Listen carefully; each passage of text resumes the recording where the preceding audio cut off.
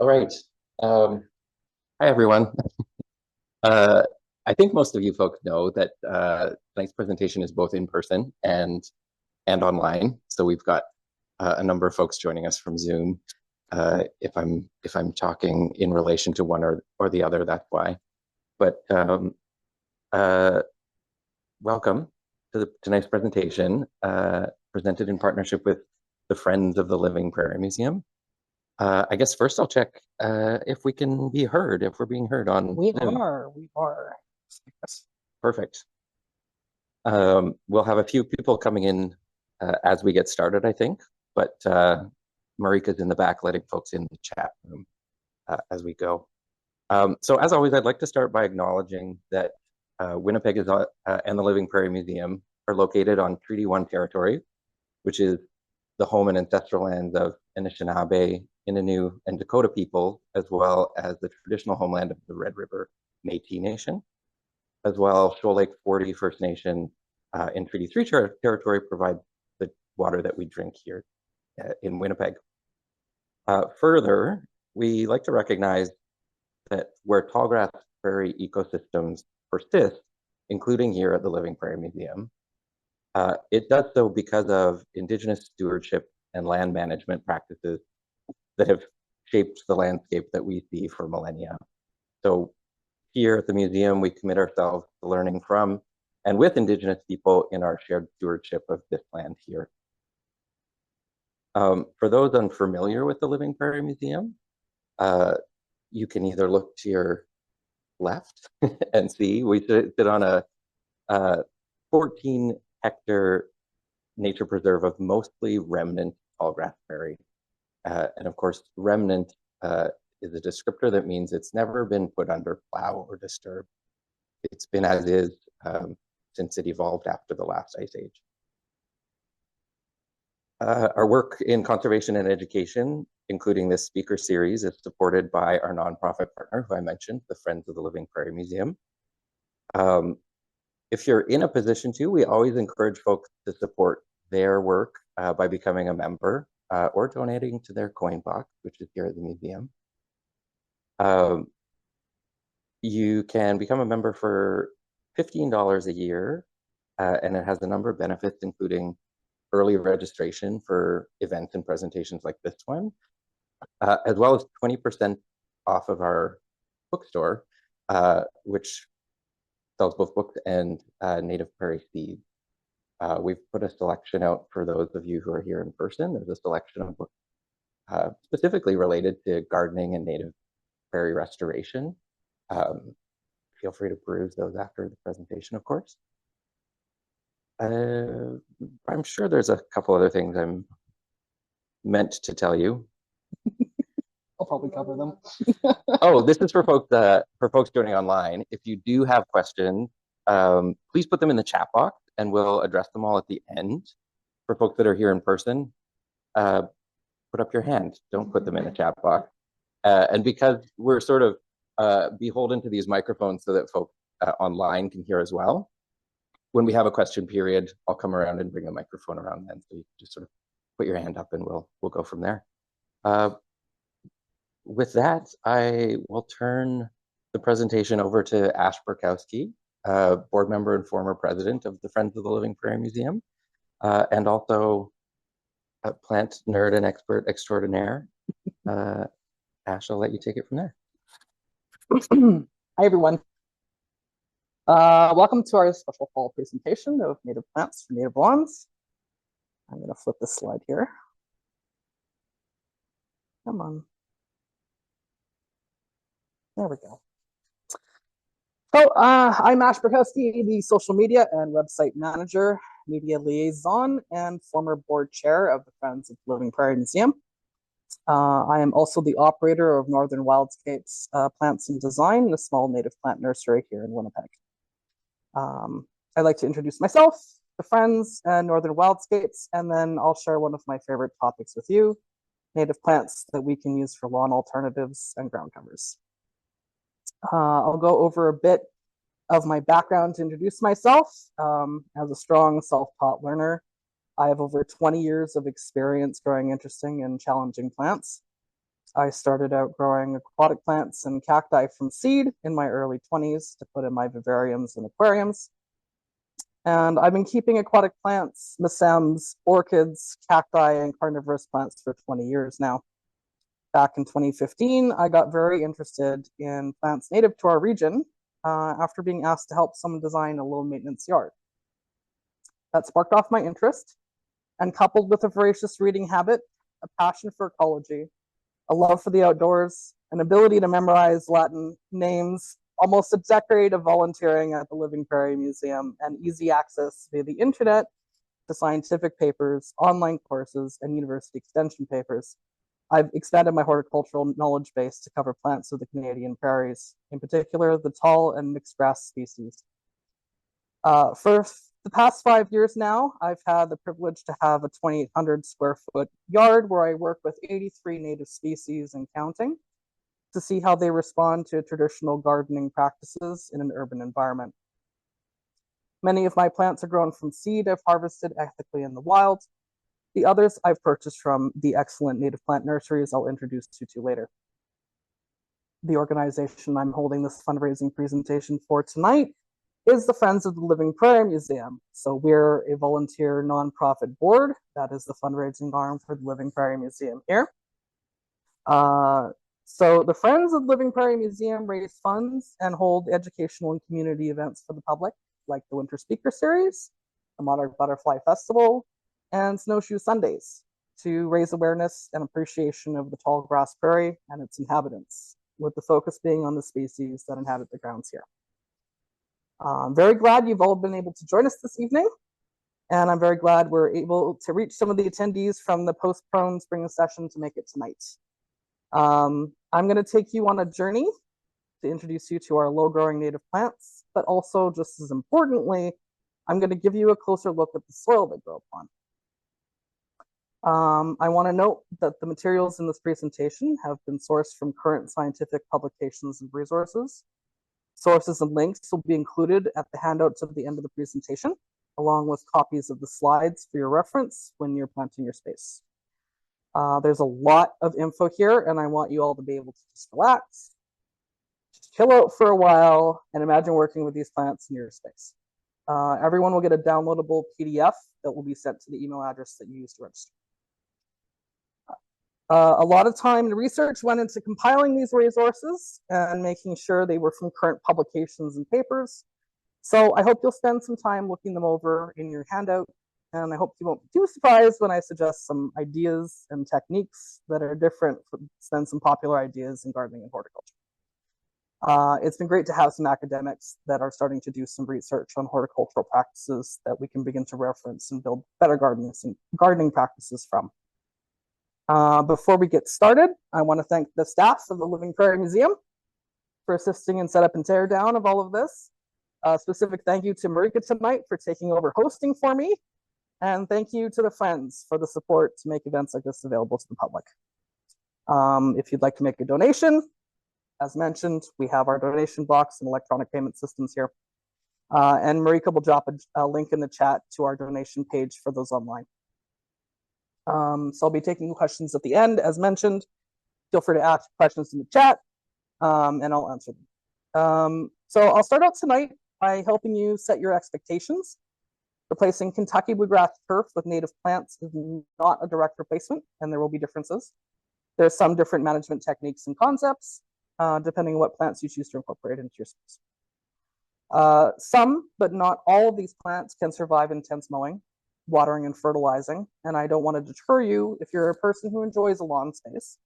However, I'm also hoping you can see the possibilities of a lawn that maybe includes some flowering species or something you're comfortable leaving to go to seed.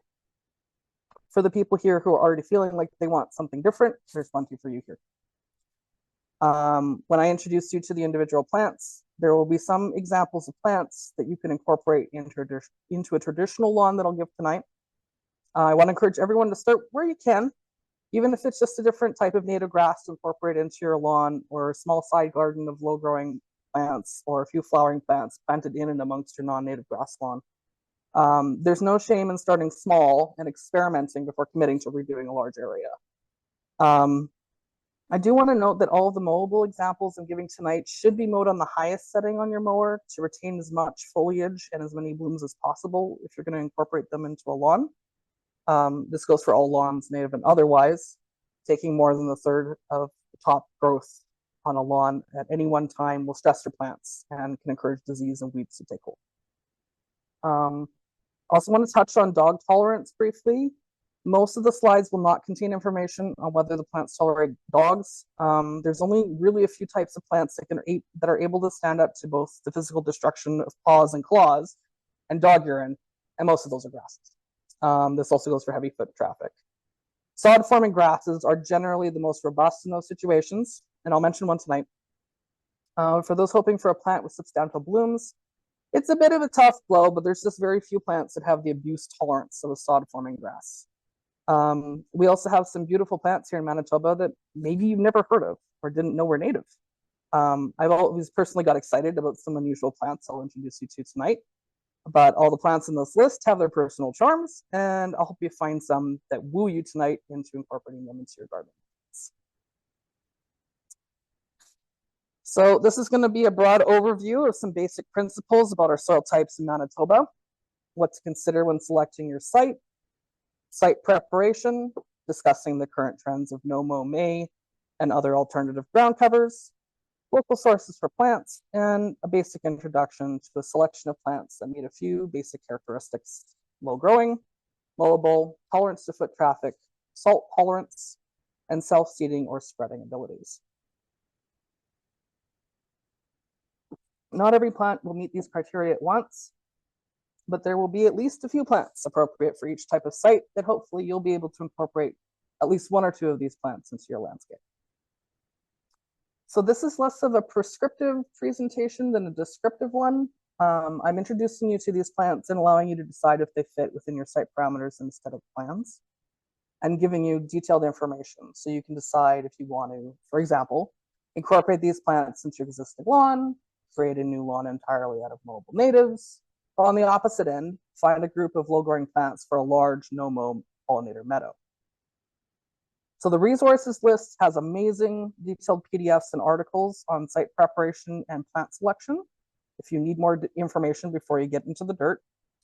I've also included the names for plants in Anishinaabe-Mowin, Cree, and other nearby First Nations languages where I was able to find them. I think that the original names of these plants are important to learn and use where we can. I will not make an attempt at pronouncing all of them since I'm still learning, but I've been learning and I will try to do my best with the ones I have learned. Please forgive me if I butcher any pronunciations. I'm always updating this as well, so if you have names in other local languages or dialects, especially Cree, I'd love to know them so I can include them. I've also included whether the plant is a source of food or nectar for insects and animals, and some other interesting facts like edibility. I also want to encourage people to start small and set your expectations.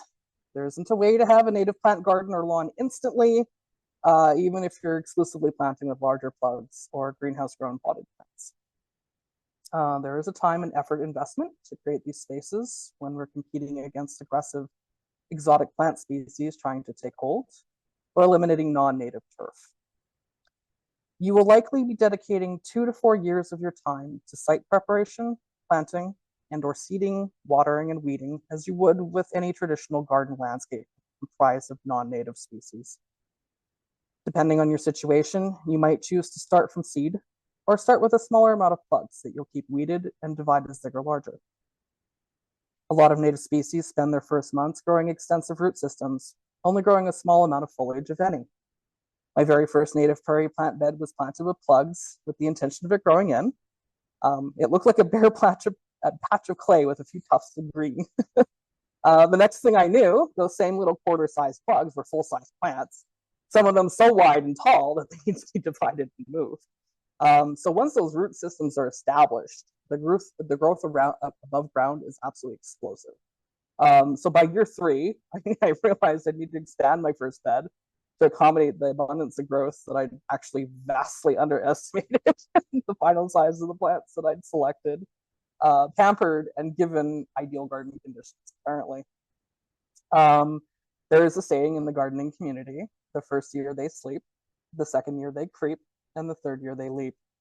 So this phrase pretty accurately captures the cycle of many perennials, taking time to adapt, set down roots, and then finally showing their foliage and blooming potential in the third year and beyond. Patience can be a virtue when you're working with native prairie plants, but the size of a plant in the open prairie isn't necessarily going to be its size in your garden. Once they're settled in, plants do grow to their full potential in a garden space. Don't go for plant walks on remnant prairie and expect that those plants you see competing with one another on the prairie will perform similarly in a garden space. Seedlings can be quite delicate to plant in their first year. So some native plants are at least 2 to 3 years old or older at the time of sale, and as a result are often more expensive than your typical garden plants grown for easy success, like cosmos or coleus. Starting native plants from seed at home can take a lot of patience, a willingness to experiment, and a tolerance for failure, depending on the species you're trying to germinate. Both approaches take diligence in the form of hand weeding unwanted species from your native garden space and assuring the new seedlings have sufficient water while they establish their deeper root systems. Some seedlings need shelter from the harsh sun and winds while they're very small, even if they appreciate dry, hot conditions when fully grown. In my case, I've slowly expanded my space taken up by native plants, mostly through selecting species that spread and just giving them the soil and the space to do so, starting my seed indoors and occasionally buying plugs.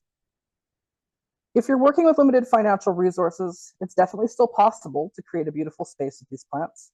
Just take some careful selection of a few species of plugs, perhaps incorporating some seed, and being willing to put in the effort to give the care to the new seedlings that they need for the first 2 to 3 years to establish. Once they do, many of these species can be easily divided into plugs to expand your garden in the future. I hope I'm not discouraging anyone. If this sounds intimidating, start small. 1 or 2 species are better than none. And if you select varieties that spread or seed easily or can be divided, you'll have more plant material to continue to expand your space year after year. Select a few plants to incorporate into your current lawn landscape, or clear a small area of lawn that you will slowly expand over the years as your plants establish and spread. Many of these species I'll discuss today self-seed, spread via various methods, or tolerate division well. So, what are the advantages of gardening with native plants? Why should we put the effort into gardening with them versus more traditional garden selections or non-native grasses like Kentucky bluegrass? So one great reason is that they've been living here for a very long time and are well adapted to the conditions here in Manitoba. Plants that have been growing in this region have seen floods, droughts, hot summers, deep freezes, and they often grow in the sticky clays that heave and crack with frost, and they contend with late spring freezes. They see it all, and they tough it out. The vast majority of these species will grow on Red River Valley clay, provided the moisture levels are appropriate for the species. I'll show you some species later that you might be quite surprised can grow well in unamended Winnipeg clay. These species that I discuss are all perennial, returning year after year. Some are a little longer lived than others, but most will continue to return every year, and some self-seed to return and spread. You don't have to guess whether native plants are adapted to our winters and will return, like you might with an exotic species. Occasionally, we all lose a plant or two despite our best efforts, but generally, if the plants are planted in the appropriate site in the ground and watered and established before deep winter sets in, they'll return very reliably. I won't get into container or raised bed gardening here, but that's where you would have to be concerned about caring for native species during the winter. Anything planted in the ground will be just set up fine. If you choose your plants carefully for the site they'll be planted in, there's no need to irrigate or fertilize after they've established. The plants can go straight into the soil, and after watering in to establish their root systems, they can basically be left alone to their own devices. They're already suited to the average rainfall and sun exposure if you've selected the right plant for the site. Now, if you plant a bog plant in a dry, sandy site, or a plant suited to rocky, dry areas in a wetland, either you or the plant are going to be happy with the results. If you choose your plants carefully to fit your site conditions, you're much more likely to be met with success. Unfortunately, there hasn't been a lot of research done on the nutritional value of individual native plants. But as we know from our own diets, a varied diet is best to be able to get all of the protein and nutrients that we need, and pollinators are no different. Monocultures, or mass plantings, of any one flower can be a way of providing too much abundance of one nutrient and a complete lack of another. Planting a variety of flowers that bloom throughout the season is a good way to help increase the diversity of their diets, and focusing on local native species ensures that until we have better data, we're selecting plants that are more likely to be an important part of pollinator diets. Generalist species that aren't picky will definitely feed enthusiastically on non-native flowers like lavender and borage, but until we have a better picture of what native and non-native plants offer in terms of nutrition, it's simplest to select a range of plants that have been adapted to feeding on for thousands of years. Why am I talking about Lake Agassiz? What is Lake Agassiz and what does it have to do with native plants?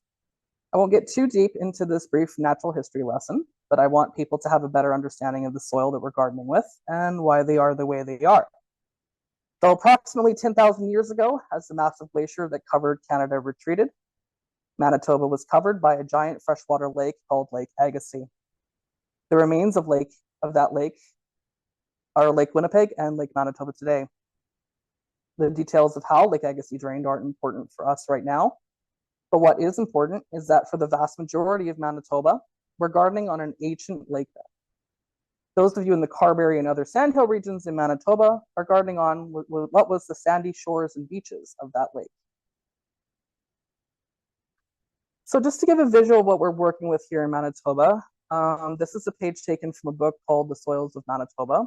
It's a little hard to see right now, but a high resolution version of this is included in the digital handout, which again will be emailed to everyone, both attending in person and online within the next few days. On the graphic, it shows that the Red River Valley is a large band of heavy lacustrine or clay sediments. To the west, there's more sand and open sand dunes in places. East, there's peat-based swamps and the hard rock of the Precambrian Shield.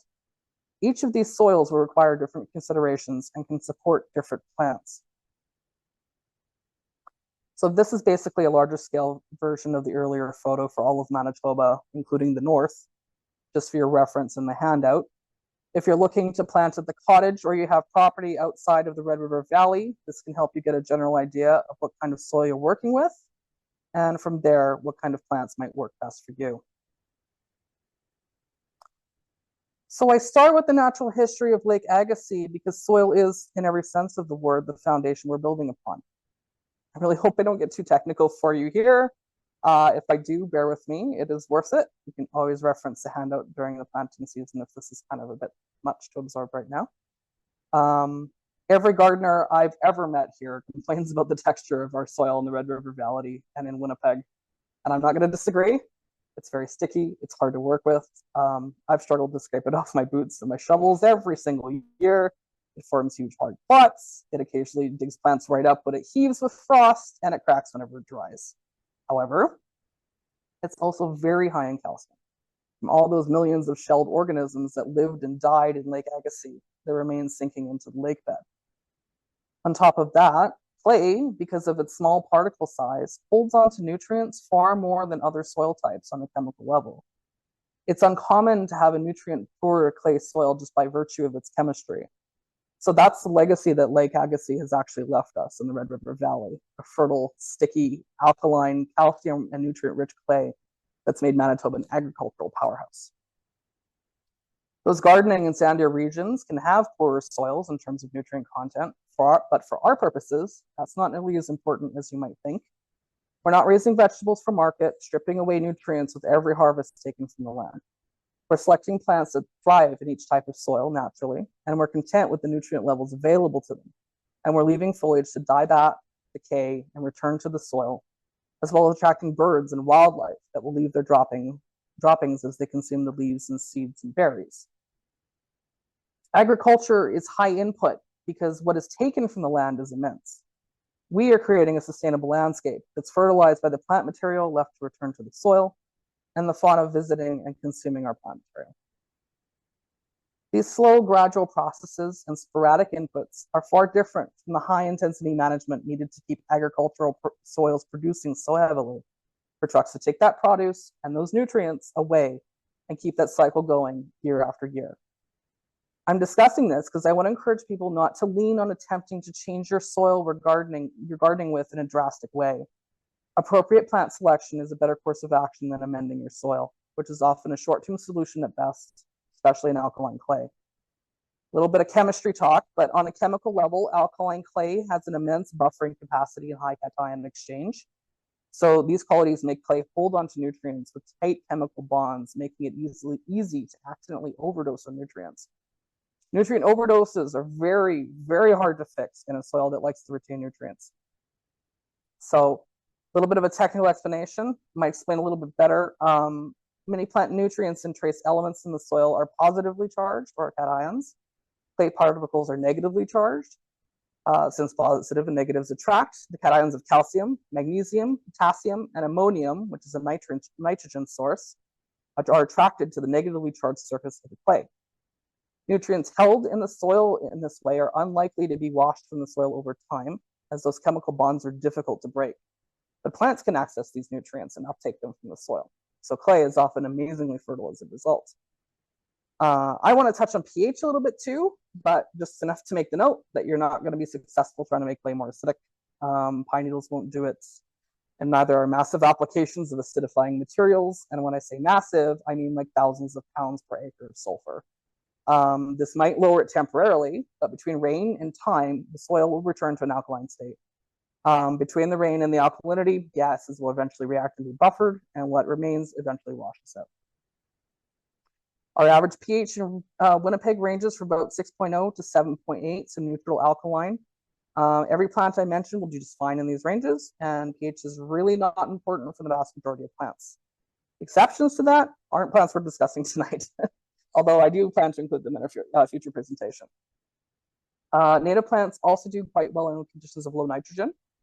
In fact, you'll find that if you choose to amend with nitrogen, that some native plants will respond with excessive foliage that will make the plant like leggy and droopy and floppy, like just turn into a big mop and fall over. Non-native plants often really enjoy a nitrogen boost though, and too much nitrogen can give them the competitive edge over your native seedlings. Native plants will be more than happy just given adequate root space, the light levels they enjoy, and the right moisture levels in our soils. So save your money on fertilizers and other things that I like to call potions and powders.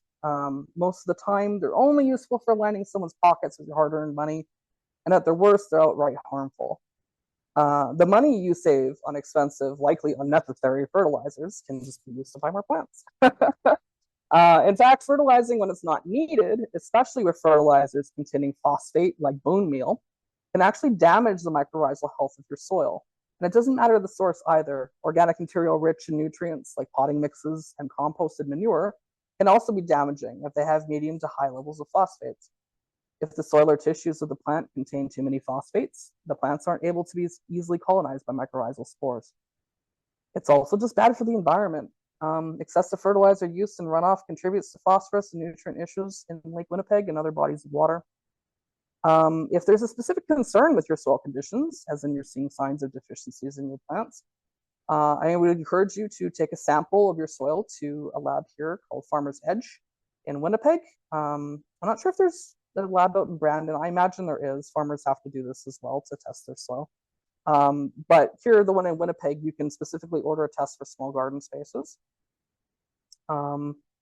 You don't need the agricultural one because that's going to give you different, like they're going to give you different recommendations, and it's a different thing. So the garden one is fine for just your house. So that's really the only way to know for sure what's going on with your macro and micronutrient levels, your cation exchange capacity, organic matter levels, all of that fancy stuff in your soil. Don't bother with the cheaper off-the-shelf kits, like from places like Canadian Tire or Walmart. They're really inaccurate. The reagents are usually expired. They're not a good buy, and they're not going to tell you what you need to know. Farmer's Edge costs, I think it's $58. It's comprehensive, it's accurate, it's going to take all the guesswork out of your issue, and then you'll be able to take the corrective course of action that you need to. I'm pretty jealous that people in the States get to do this at their extension offices for $20. I've actually seen more than one gardener here try to fix problems they didn't confirm existed, and they actually created whole new deficiencies and problems from the excess nutrients that they put in their soil. So save yourself the money and the headache. Be cautious and careful how you treat your soil. Even humans can die from drinking too much water. Soil can suffer from too much of any one thing too.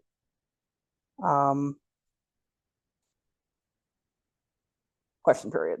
Yeah. Okay. So now we've talked a little more about soil and plants so far. That brings us to probably the most important slide before you start your project, knowing your site. You can approach this one of two ways fairly successfully. You can select your site first, taking note of how much moisture the site gets, the sun exposure during all times of day, and your soil type.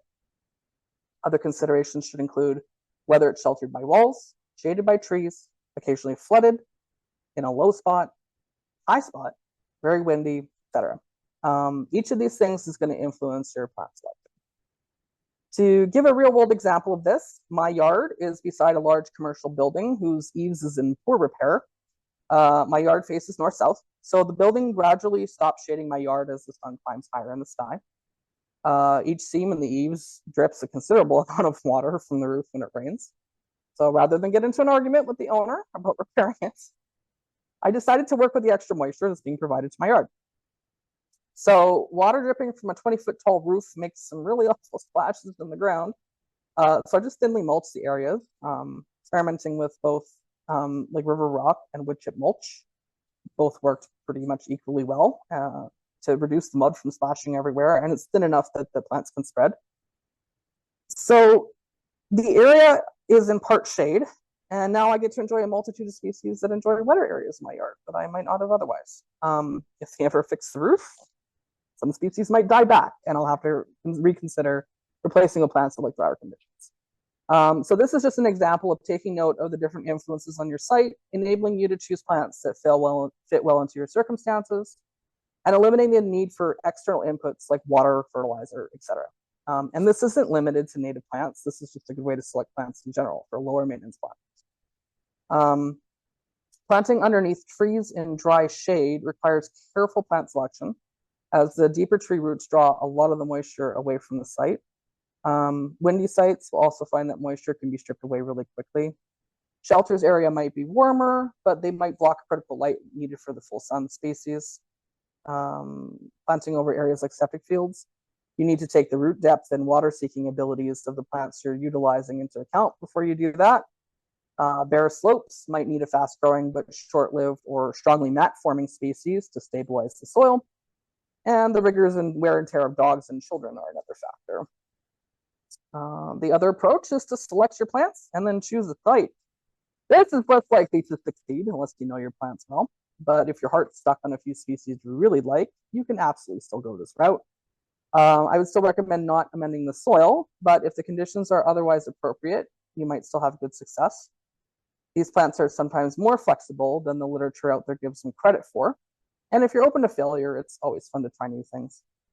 So on that note, if you're open to experimentation and failure, don't be too afraid to experiment with putting a plant in a slightly inappropriate site. Many plants that I've seen listed as full sun in various places actually do quite well in part sun. And sometimes it's just that they tend to be a little bit smaller, a little bit slower to grow, or maybe they don't produce seeds or fruit, but that's up to whether or not that's important to you. So we've arrived to discuss the current trends of naturalized lawns, often utilizing species like dandelion, white Dutch clover, and other non-native plants, some classified as invasive in regions in North America. I think people's hearts are in the right place. We're all beginning to recognize the importance of gardening for pollinators. I assume that's one of the reasons why most or all of you are here tonight. Lots of us are here because we care about feeding our pollinators. However, there's a lot of misinformation out there about the importance of honeybees as primary pollinators, and the two plants they tend to be associated with most in popular thought, white Dutch clover and dandelions. So Apis mellifera, or the honeybee, is a now long domesticated species originally from Europe. Honeybees in hives are like chickens or cows. They're agricultural livestock, and they're not actually native to North America at all. Because of the emphasis on the honeybee, Trifolium repens, also known as white Dutch clover, is very popular. And there's been some confusion about clover in general because North America has some native legume species also called clover. It's easy to see the confusion between white Dutch clover, Trifolium repens, and white prairie clover, Dahlia candida. Their names are both white clover. This is why I'm using Latin scientific names in this presentation to help avoid the confusion. Although they are both legumes, they do not grow similarly. Our North American white clover, beautifully scented and a lovely plant in its own right, is quite tall and not adapted to mowing. So too with the purple prairie clover, Dahlia purpureae, and its other protected relative, hairy prairie clover, or Dahlia villosa.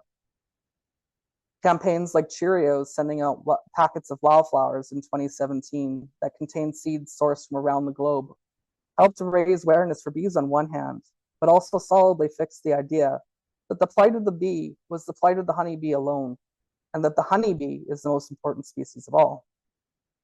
Honeybees have high agricultural value to humans, especially in California for crops like almonds, but they're only a small slice of a much larger ecological picture. Plants that evolved on this continent co-evolve with our native pollinators, and native plants would likely not notice the honeybee's absence if it happened. Studies are also showing that the honeybee's value to us as pollinators of commercial crops will reduce as climate change increases, and that native bees can help fill that gap if we start changing our practices to encourage their survival.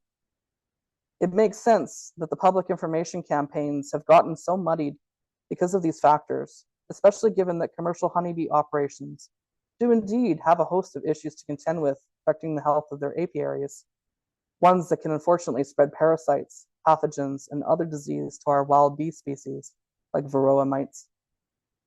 However, planting or encouraging plants like clover and dandelion isn't always the best move for the native bee species that are certainly in decline and that we have insufficient data to be able to move forward and attempt to protect. Dandelions in particular have gotten a reputation of being a plant that we should leave for the bees, when studies show that even the non-native honeybees that co-evolve with dandelions won't select it as a first food choice given other options, and neither will native bees. Dandelions are completely insufficient in some critical amino acids that bees use for their broods. I provided links in the sources section at the end of the presentation for anyone who would like to read further on the topic. Lack of amino acids contributed to brood death and other negative effects. So will bees use dandelions? Unquestionably, yes. They do provide nectar and pollen, even if it's not very good quality. They are better than nothing for starving bees with no other choice. But they are a poor choice for us to deliberately cultivate in the long term, especially as a solid expanse with no other flower options for them to round out their diet in the area. Humans develop vitamin deficiencies when they lack for certain foods in their diet, and bees also suffer for lack of a proper range of amino acids that they need for their long-term health. Dutch clover offers very good forage quality according to the data, but an exclusively clover lawn is less desirable to native species than a diverse planting of a range of flowers that bloom from early spring to late fall. Clover is very attractive to generalists or species that aren't picky about their flowers. Specialists need particular native flowers or a particular family of flowers to feed, like monarchs do. Incorporating a range of flowers with clover offers a more diverse nectar and pollen base for specialist pollinators. So I'm definitely not saying that you need to aggressively eliminate either of these plants from your space or be overly concerned about them, but I'm going to advocate that, oh, hang on, sorry. Advocate for trying to incorporate more than one or two species of any type of flower, dandelion or otherwise, in your mass plantings if your concern is pollinators. Try to have a few species blooming at any given time if you can. So how is white Dutch clover as a ground cover? Just like every plant, it has its advantages and drawbacks and specific requirements. It can require supplemental watering to stay lush and green, just like an average non-native lawn might. It doesn't grow well in deep shade and can require reseeding every 2 to 3 years to keep it lush. Like the plants on my list I will introduce you to later, it often grows well given the proper conditions, but it's not a panacea like it's often made out to be. So what about the nitrogen fixing qualities of clover and other legumes? There's a lot of discussion about the nitrogen fixing properties of legumes, but not the whole, and they're true, but it's not the whole picture by a long shot, and they probably don't do what you think they do in the end. So legumes do fix nitrogen from the atmosphere with the help of rhizobium soil bacteria. However, these bacteria are not always present in the soil, and each plant requires a specific strain to be able to fix nitrogen from the air. Clover will also only fix nitrogen from the air if the soil is deficient in nitrogen. If the soil has adequate nitrogen, legumes are not going to expend the effort to fix nitrogen from the air, and they'll just take it from the soil like any other plant would. Any nitrogen that legumes do fix from the air is only fixed for the benefit of the plant while it lives. It's not released into the soil unless a part or a whole plant or the whole plant dies and the nitrogen is released from the plant tissues at that point. Farmers use clover as a cover crop that's tilled into the soil before planting, where all of the benefits of nitrogen that it's fixed are then reincorporated for the new crop being planted. Clover in a lawn doesn't quite work the same way. So the advertisements telling you that clover will fix nitrogen for your entire lawn are not telling you the complete story. You'll get some benefit from the clover in your lawn, from the lawn clippings and any plant material that naturally dies, provided it's fixed in nitrogen from the atmosphere and not just drawn it from the soil away from the rest of your lawn. Otherwise, it's not markedly different as the ground cover than grass or any of the other plants you need. Clover's best purpose is as a green manure or a cover crop for a nitrogen boost in a nitrogen deficient garden that's incorporated into the soil at the end of the season. That's also one of its uses in agriculture aside from livestock forage. So with all of this information, if you're looking to support pollinators and wildlife, planting a large quantity of diverse, early flowering native plants that native bee species have been utilizing before intense agriculture is probably a better course of action than to plant and encourage exotics like Dutch clover and dandelions, while creating new monocultures that ignore native pollen sources and provide a seasonal diversity of blooms. So I don't want anyone who's chosen to cultivate Dutch white clover or dandelions in North America out of a genuine desire to help the pollinators to feel bad about their choices, especially given the misinformation out there. The scientific data on native bee species is sparse due to lack of funding for native bee species, and honeybees are a very recognizable species that we love, quite understandably, because we've been utilizing honey for tens of thousands of years, and because they've had a lot of media attention. It's just the dandelions and Dutch clovers are not the panaceas for pollinators that they're made out to be. And I do think it's a move in the wrong direction to focus on these two plants coming at the expense of native species.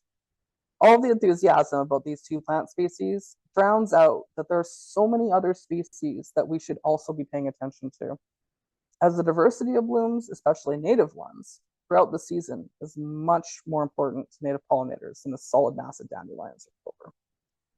So on a similar note, should someone just let nature take over and leave a completely unmanaged site to grow unchecked and then hope that will make an expanse of flowers for pollinators? Oh, this is not at all likely to result in a self-sustaining stand of native plants, in particular in urban and disturbed areas.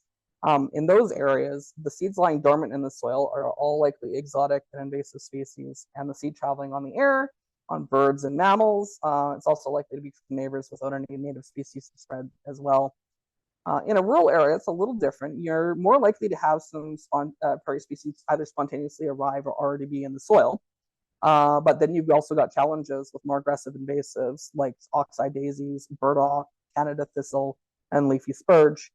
So without some influence and control, you can end up with dense monocultures of invasives that are far more aggressive in growth than most native prairie species are. Leaving a lawn or a former pasture just to grow whatever happens to sprout, probably not going to create a desired result. You will likely have to remove undesirable plants and manage the space for at least a short period of time to establish a fully native planting. But this is definitely a little more viable than trying to attempt this one in the city, where this is almost certainly going to fail. So how do you get started gardening with native plants? Answering that in detail could be a whole presentation in of itself. And that said, we have a prairie ecologist by the name of John Morgan who holds a few workshops right here at the Living Prairie Museum each spring on exactly that, establishing native prairie plants on new sites. So I would encourage you to check those out in the spring on the Living Prairie Museum's website. I'm just going to stick with the basic overview, and there are the great guides in the handout afterward for you to read more on the topic. So there are a number of methods to begin with a new site. I'm not going to tell you to use one method over another. but I'm going to discuss them all, at least a little bit tonight. All of these methods have their benefits and drawbacks and rates of usefulness depending on your site. So you need to assess for yourself what your priorities, labor availability, costs, and other considerations are. But I'm going to give you a general overview on all of the options tonight to help you better select what will work best for you in your space. For mechanical methods like solarization, occultization, and smothering, any existing plant matter should be mowed down as low as possible before you begin. If you're trying to eliminate a lawn, mowing it as low as possible is ideal. If you have the time, repeated low mowings are a great way to stress the lawn and make it easier to eliminate. Since we're on the topic of mowing, on the opposite end of the scale, as I mentioned earlier, the best way to a lush, healthy green space, if you're mowing, is to mow as high as possible. So 4 inches is ideal. When you mow or trim, don't remove more than the third of the top of the plants. The plants we'll discuss later are not suited to be part of a lawn that you can treat like a putting green. But many are ideal for those who mow occasionally and would also like to maybe participate in no mow May without creating a yard of invasives. Solarization is using the sun's rays to heat the soil to cook everything: seeds, weeds, pathogens, healthy bacteria, mycorrhizae, beneficial insects, and start from blank slate. It's kind of a scorched earth approach, but it can be very useful. It is harsh, but the soil health will return, especially with considerate management of the soil from that point onward. Occultization is using something like a thick layer of wood chips or another material to block light, but allow gas and water exchange, preventing seeds from growing. This can keep more of the seed bank in the soil viable, but it's a gentler and healthier approach if you use wood chips, for example, since they help support and grow mycorrhizae in the soil. Smothering uses materials that don't allow gas exchange, water, light, or light to pass through easily, like carpet or cardboard or tarp. These methods are not great for soil health, but can be useful temporarily to, again, a scorched earth method. The soil and the organisms living in it need to breathe just as much as we do. And cardboard is actually, a lot of it is impermeated with waxes and forever chemicals like PFASs that you don't want in healthy soil. This is why you see earthworms near the soil surface underneath cardboard, just like they do during a rain. They've come to the surface because they can't breathe. Cardboard is very popular right now, and I'm kind of going against the grain here with this. So I've included some peer-reviewed sources on this information at the end in the handout. What methods you choose depend on the area you're clearing, the species existing on the site, the labor you're available to extend, your budget, and your personal goals. I am personally a huge fan of using thick layers of wood chips from an arborist with nothing between them and the soil as a method of clearing a site of vegetation. The fresh leaves and other material from the fresh trees that were chipped provide a good source of nutrients. The wood chips themselves are an excellent food source for mycorrhizae, and the varying size in the chip materials provides a very effective light blocking layer that still allows some water and gas exchange, which is important for long-term soil health. It's fairly easy to put down a 6 to 12 inch layer of chips and then clear them away after you're ready to plant. And the nutrients that the chips provide for the mycorrhizae and the soil help to improve the soil structure while you wait for the light blocking effects to take effect. This is how I've slowly eliminated a Kentucky bluegrass / puffgrass lawn in my backyard. The soil under the wood chips after a year or two is fluffy, light textured, and amazing, and not difficult to clear for planting. In fact, those wood chips grew me the largest entirely volunteer tomato plant I've ever grown as a gardener, but I digress. They're great. I'm a big fan. You can also use fast-growing native species to help overwhelm the space. And I'll mention a few species later on that can be used to quickly grow into an area that you can remove and plant something else later if you want. Herbicides should be a last resort, but they're unfortunately still a necessary tool for certain species and situations and are still used in professional restoration situations when required. If you're dealing with a very large space and a very aggressive species, manual control is sometimes not feasible, and the importance of returning the space to habitat for pollinators and wildlife allows for limited herbicide use to establish new planting. If you can avoid herbicide in your situation, I would do so. Although the science in herbicide is varied in terms of the effects on pollinators, there are some effects, and vastly reducing or eliminating herbicide use is the goal. For people with large rural spaces, you can try mechanical options like birdling, burning, intensive grazing, etc. If herbicide is your only option, follow directions on the label and look at agricultural seasonal and temperature guidelines for the best time to apply your herbicide to assure that it is at its most effective so that you use the least amount of product as possible. Different plants have different strategies for storing energy and going to seed, and any control method, whether mechanical or chemical, is going to be rendered more effective by utilizing that information. So often a singly properly applied application of a herbicide can be enough effective control to allow you to get a handle on the situation, and then you can then shift to using mechanical or other methods to further eliminate your undesired plants. If you're interested in learning more about ways to manage weeds effectively, I've included resources on integrated pest management at the end. Integrated pest management is all about understanding the life cycles and growth habits of your undesirable species, so that whatever methods you employ to control it are most likely to affect it at a critical life stage and reduce or interrupt its growth. No matter your situation and method of eliminating weeds, integrated pest management techniques will help you. So I cannot possibly emphasize this enough. Do not source your plants by digging them up out of the wild.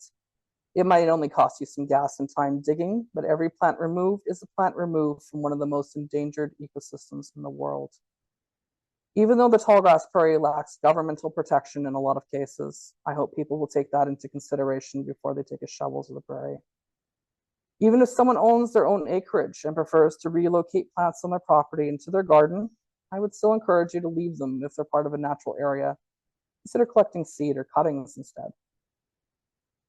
As I mentioned, tallgrass prairie is an endangered ecosystem under threat from various sources. There are established greenhouses to buy plants from, many places to buy seed from, including here, native gardening groups to trade plants in. I'm including all these resources in the handout. We all have our own goals in using these plants in our gardens, but I hope that one of our common goals is to spread these plants and expand their range back into their natural habitat and not reduce it by removing plants from the rightful home. Each plant that you move removes it from its original habitat, leaves an open hole for invasive species to germinate or invade and take hold, and risks the death of the plant, removing its genetics and capacity to reproduce from the prairie forever, and removing its ability to support pollinators and wildlife on its flowers, foliage, and seeds. Plants like the small white lady slipper orchid are endangered and are heavily threatened by people removing them from the wild to put in their gardens. Lady slipper orchids are a fussy species and can't be easily moved by inexperienced people. Most that are dug are killed in the process. And the open holes where there once was a healthy native plant becomes a prime open soil space for invasive seeds to germinate and potentially have an opportunity to crowd out the other native species growing in that area. Nursery grown plants are given ideal conditions and transplant far better than a native plant dug from the wild. Nursery grown plants can be transplanted with minimal damage to the root system due to factors like youth, robust health, consistent moisture, and specialized planting containers and mixes. These are young, vibrant seedlings given ideal conditions before they're planted in your garden. The deep root systems of a plant grown in the wild are often very difficult to uproot intact, and the severing and ripping of roots often leads to plants just not being able to survive the traumatic loss of plant material. Many species have large, deep tap roots or are sensitive to transplant during the growing season and flowering season, when they are most easily located and dug up. Additionally, native plants can be under stress from a number of factors such as drought, pathogens, or pests before the shovel even touches the soil, leading to further vulnerability and likelihood of transplant death. If there's a plant that you'd really like to grow in an area where it's legal, mark it and return when it's in seed to gather some, or take a cutting if it can be propagated that way, if the plant's is in abundance and it's healthy. For seed, provided the plant is reasonably abundant and not endangered, you can reasonably harvest about 10 to 20% of the seed in an area to grow yourself without causing harm, but only take what you need. Be messy, spread some seed around as you harvest. Consider giving the plants a drink of water in exchange if they look thirsty. Leave the plants themselves in the ground to produce more seed to reproduce and feed wildlife, and grow some new ones that will reproduce and produce more seed to spread. So what is an ecotype, a cultivar, a nativar? Why are they even relevant? An ecotype is a plant from a particular region. Andropogon gerardi, or big blue stem, has a natural range from Texas to Manitoba. But a Texas big blue stem plant has some different characteristics from a Manitoban big blue stem plant. Although they are the same species, each type of big blue stem has different adaptations to its region. Manitobans are more likely to be cold tolerant, while Texases might have more drought and heat resistance, for example. Each region a plant grows in tends to have slightly different characteristics, and each region contains a unique genetic pool. Part of the threat to the tallgrass prairie is that we no longer have a continual band of open prairie connected from Manitoba to Texas. So there can't be that natural gradual gene exchange between the ecoregions, keeping our genetic diversity high. With the climate rapidly changing, it's becoming important to preserve and maintain the genetic diversity of our local seed stock, adapted to our specific region. Planting seed from one's own ecoregion is a really good way to help maintain our particular region's genetic heritage, which might hold the key to these plants surviving through our rapidly changing climate. So what is a cultivar? The word cultivar is a contraction of cultivated variety. A cultivar is a plant that has been selected by a human for a particular characteristic that differs from its wild-type plant. These characteristics can range from increased forage value for livestock, bloom size, bloom color, double bloom flowers, dwarf characteristics, sterility, variegation, etc. These characteristics are selected for human uses and preferences, and other wildlife might not have the same tastes. A nativar is a cultivar of a native plant species. Nativars suffer from the same issues as cultivars. Because the characteristics of cultivars and nativars are selected for human sensibilities and not the needs and preferences of pollinators, individual nativars can have low to no forage value for pollinators, depending on what was selected for and what unseen disadvantages it might have. There isn't a lot of solid data on individual nativars, but what data has been emerging has been demonstrating that it's a gamble, and we as individuals can't always ascertain what makes a plant attractive, nutritious, or accessible to pollinators. Some cultivars are actually more attractive to pollinators. Some cultivars show no change, and others show a negative benefit. Double bloom flowers and plants with darker foliage both seem to be consistently of low to no value to pollinators and larvae feeding on their host plants. Double bloom plants are an excellent example of a cultivar type that we often covet, but has completely destroyed the value of the plant to pollinators. The petals block pollinator access. We think they're much more beautiful, but a double bloomed native bloodroot flower, for example, is absolutely useless to hungry pollinator. It all depends on your individual goals, but if one of your goals is providing forage for pollinators, I would recommend sticking to native ecotype seed, plugs, and plants, and avoiding any cultivars or nativars that you see in garden centers, or at least planting a wild-type native of the same species in abundance with your cultivars. Some greenhouses here sell nativars and cultivars, often in and amongst the other typical garden plants. Be sure to check closely before purchase. Sage garden, for example, mostly keeps its wild-type native wildflowers grouped together outside, away from the other garden selections where you'd find the nativars and cultivars. Cultivars and nativars have the Latin binomial, often just the genus, and then the cultivar name beside it in quotes, like Echinacea hot papaya or green jewel. Thinking about the original source of plant material is not often something the average gardener thinks about. It might not be important for your individual goals, but it's a heavy focus in my garden. And I try to source extremely local plants as much as possible. I'm hoping to continue to spread and perpetuate our local genetic seed bank and provide forage that our local fauna are accustomed to. And I grow plants that I know are adapted to Winnipeg, where I reside. So giving you all this information so far about where to put plants and what types of plants you might be looking for, but where do we even find native plants from ethical sources here? And in particular, ones that use local ecotypes. So these are who we have here. So this will obviously all be included in the handouts. We spend a lot of time on soil, which is reasonable considering this is where the plants spend all of their lives, but I'm sure you're pretty eager to see and get to know what plants you can use in your space. Now that we have a better idea of how to select your plants for your particular conditions, let's introduce them. I have 29 plants to show you tonight. Please forgive the photos on a few slides. I've lost a lot of my pictures over the time, so I'm trying to use what I've got here. As I continue to hold this workshop, I keep learning about new plant species, experimenting with growing them myself, getting new photos and experience to share with you all. There's other species I couldn't include quite yet. So if you're wondering why I didn't mention one in particular, it's likely in here. The slide is just hidden. So onto the plants. This is Viola adunca, or common blue violet. I started with this because one of my top favorite plants for mowable lawns. These plants are tough cookies. They can do better not being mowed at all, of course, but they certainly can fit quite well in a regularly mowed lawn, provided you're mowing high. Plenty of unfortunate herbicide literature can attest to that as well. People try to eliminate violets from their lawns in the pursuit of that solid, homogeneous expanse of green that we've been accustomed to.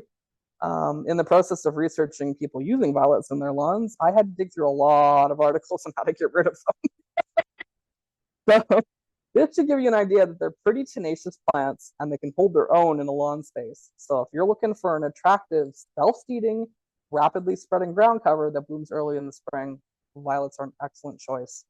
As mentioned, all of the viola species tend to bloom very early, and they're good nectar sources for early emerging pollinators, which are mostly small bees and flies. They bloom so early, in fact, that they produce flowers that don't rely on pollinators to produce seed, just in case they're awake before the bees are. This plant blooms between April and May, although I've seen it blooming in June. Occasionally, it will have a smaller bloom period in September as well, but they're not usually as large or spectacular as the spring blooms. Violets, as a whole, tend to self-seed pretty prolifically. They send out these seed pods that, when they open, violently pop out the seeds as they dry, just flinging them everywhere. If you're wanting to do a soft lawn of nothing but violets, probably wouldn't take too long between the plants spreading themselves, self-seeding everywhere. Yeah, you can have a pretty good stand of violets pretty quickly. My adunca are in full sun. They do really, really well. I've read and heard from others that they prefer partial shade with moist soil. So, give this one a try in a wide range of conditions. It seems pretty adaptable. In terms of rabbit and deer resistance, and this goes for all of these plants on this list, nothing is really resistant to truly hungry rabbits and deer. Nothing. They will eat what they need to survive, depending on how harsh the year is. They only avoid toxic foliage. Even then, they might take a nibble just to get by. So on top of that, each animal is an individual, and they have their preferences. And sometimes groups of deer or rabbits show preferences that others of their species don't have in other areas. So in other words, there's no guarantees. You can try to plant species they're not known for favoring and see what the animals in your area have a taste for. That said, violets don't seem to be a preferred food source for either deer or rabbits. So unless you've got a roaming horde of starving herbivores, you're probably going to be able to get the violets established without too many critters nibbling on them. However, we can eat them. The flowers and the leaves are edible. You can candy the flowers and use the leaves as a pot herb. The non-native European sweet violet is the best for edibility, but most of our purple flowering varieties have both edible leaves and flowers. Just like milkweed being the host plant for monarchs, all violas are host plants for 11 different species of native fritillary butterfly caterpillars in Manitoba, and they provide nectar for the earliest emerging pollinator species. Viola adunca is available for sale from both Prairie Flora, Prairie Originals, and Northern Wildscapes. So I'm really fond of violas for these purposes. I'm going to introduce you to a few more as we go along. This is Viola petitifida, or crowfoot violet. Crowfoot violet prefers a bit drier soils than the earlier viola and is a little bit less tolerant of shade as an open prairie species, although they can tolerate some shady conditions, especially in the spring. They grow to about 6 inches. I love their wispy foliage in contrast to the heart-shaped leaves of most of the other native violets. Again, violets are host plants for the fritillary butterflies, and they provide nectar for the earliest emerging pollinator species. So moving away from the violas, we have Odaemon Fragaria virginiana, or wild strawberry. This plant is also great as a native ground cover that has a bit of mowing tolerance. Wild strawberry is definitely not a random name. It's one of the original parent plants for the hybrid strawberry that we all know that's sold in grocery stores, the other parent being the Chilean strawberry. If you love strawberries, I would highly recommend this plant. They're quite small, as they're shown in the photo there, but they're packed full of concentrated sweet strawberry flavor. Tiptree Little Scarlet Strawberry Preserve is the only existing commercial jam that's made with these berries. This plant will grow in full sun or full shade. However, if you're hoping to enjoy a decent crop of berries in your patch, I would recommend planting in full sun and clipping your runners off regularly for better production. These plants are tougher than standard garden strawberries, but they still respond well to traditional gardening techniques that increase strawberry production if you want to go that route. They tolerate dry to moist soils, and growing not more than 6 inches tall, they spread really well as a ground cover, setting off prolific runners. New plants are pretty easy to pull if they're not desired in a particular area, and the runners can be clipped, as I mentioned. This was one of the first species I actually planted in my yard. I started with a single crown in a 4-inch pot, and I planted in an area filled with goutweed and creeping bellflower. I'd hand weeded it out, but I hadn't gotten everything out of the soil. So 5 years now, the bellflower is gone. The goutweed's back a bit, but it kept it bee back for about 4 years. So that actually gives you some idea. It can be pretty aggressive as a ground cover, but it's fairly easy to manage if you find it undesirable or you want to keep it contained. The crowns are shallowly rooted. So again, super easy just to pull. They work pretty well in pots and hanging baskets if you overwintered them in garages and sheltered outdoor spaces too. So that's also nice. The plants go dormant in the fall months, and they can tolerate being mowed or weed whacked back during that time.